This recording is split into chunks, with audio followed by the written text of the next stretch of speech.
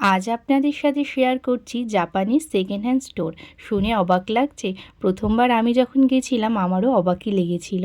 দেখুন চারিদিকটা কত সুন্দর, টেবিল, চেয়ার, সোফা দিয়ে সাজানো। এগুলো সবই নাকি পুরনো, মানে একবার ব্যবহার করা। এগুলোকে আবার নতুন করে রিপেয়ার করে এগুলোকে সেল করা হচ্ছে।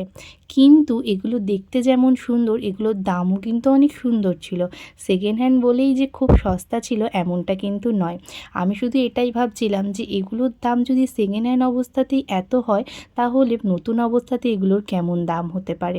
এগুলো বেশিরভাগ সেটগুলোই 50,000, 80,000, 1,00,000, 1,50,000, আবার এর থেকেও বেশি বেশি প্রাইজের ছিল।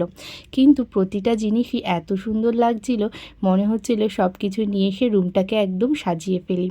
কিন্তু যেহেতু এখানে আমাদের নিজেদের বাড়ি নয়, ফ্ল্যাট, আমরা আজ এই ফ্ল্যাটে কাল তো ওই ফ্ল্যাটে, এই কারণে বেশি কোনো জিনিসপত্র কিনে ঘর ভর্তি করলে পরে নিজেদেরই সমস্যায় পড়তে হবে। এই সেকেন্ড হ্যান্ড স্টোরগুলোতে পাওয়া যায় অনেক পুরনো জিনিস, যেগুলো হয়তো এখনকার দিনে দেখাই যায় না। আপনাদের কেমন লাগলো অবশ্যই কমেন্ট করে